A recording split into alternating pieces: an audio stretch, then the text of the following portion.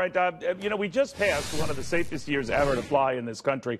But the issue seems to be planes that still want to make their way into this country, maybe with bad stuff on board. The TSA is announcing a new screening process for cargo coming from predominantly Muslim countries. My next guest is on top of that. He's David Pekoske. He's the TSA administrator. The stuff this guy probably knows but can't share, but he keeps a level head about himself. Very good to have you, Administrator. Thanks. Great to be here. Now, the countries in question, sir, appear to be Egypt, Jordan, Qatar, Saudi Arabia, United Arab Emirates. I might be missing. But why those, and what's the fear?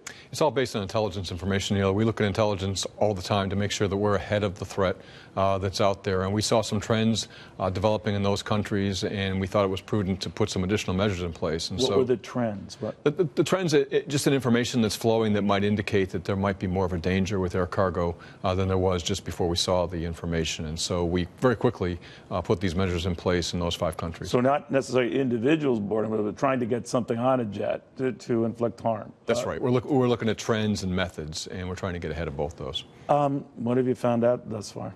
Thus far, we found out that, one, our system is got a lot of fidelity to it in terms of looking at air cargo. All air cargo is screened before it gets to the United States, and so we didn't add any additional screening per se because it all gets screened.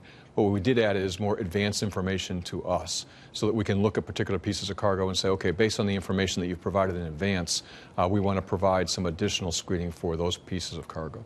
How do we check what's in the cargo compartment? I mean, I remember in the Everglades was a value jet. Of course, that wasn't a terrorist act, but nevertheless, something was there that shouldn't have been in there. I mean, there are obviously rules for this sort of stuff. How do you police what goes in? Well, we check in multiple ways. We check using X-ray machines, depending on, and that depends on the size of the cargo, of course. But if it's small enough to fit through an X-ray machine, we use that.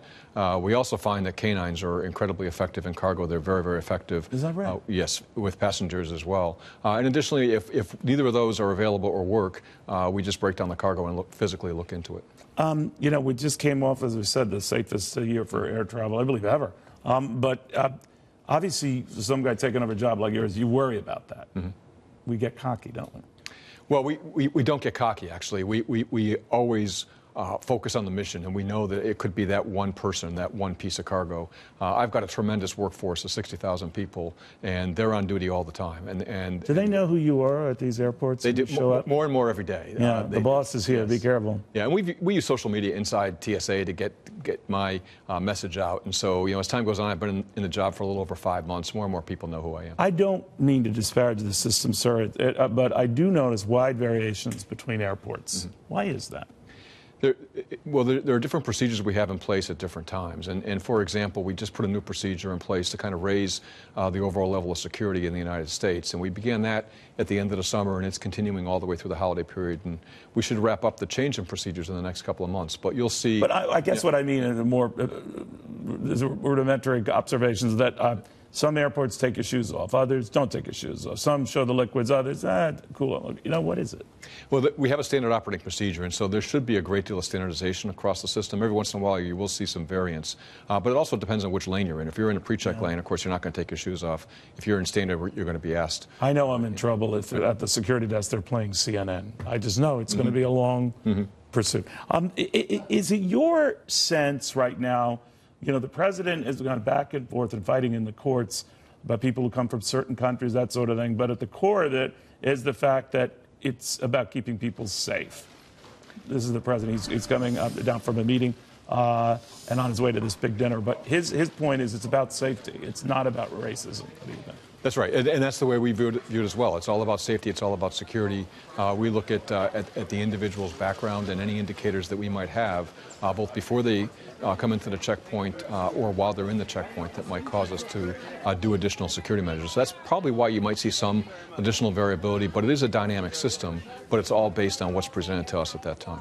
All right, I'm listening as you're speaking there. If the president had anything to say, heading off to this dinner. I think this is the one, Ralph, I believe, with the European business leaders. But Administrator, very quickly to that point, the way this has gotten portrayed in the United States is the president had a bigoted approach to this and all. but that you're arguing is not the case, and that are we getting cavalier about that then, or what? No, it's not the case at all. In fact, the decision we made to increase our security for air cargo, I made that decision, and I was not influenced in that decision in any way, shape, or form.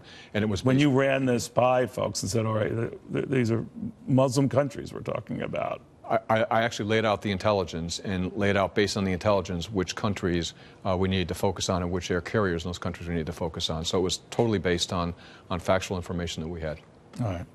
There's someone in government who takes the heat for taking the heat. All right. Very good seeing you, sir. David Pekoske.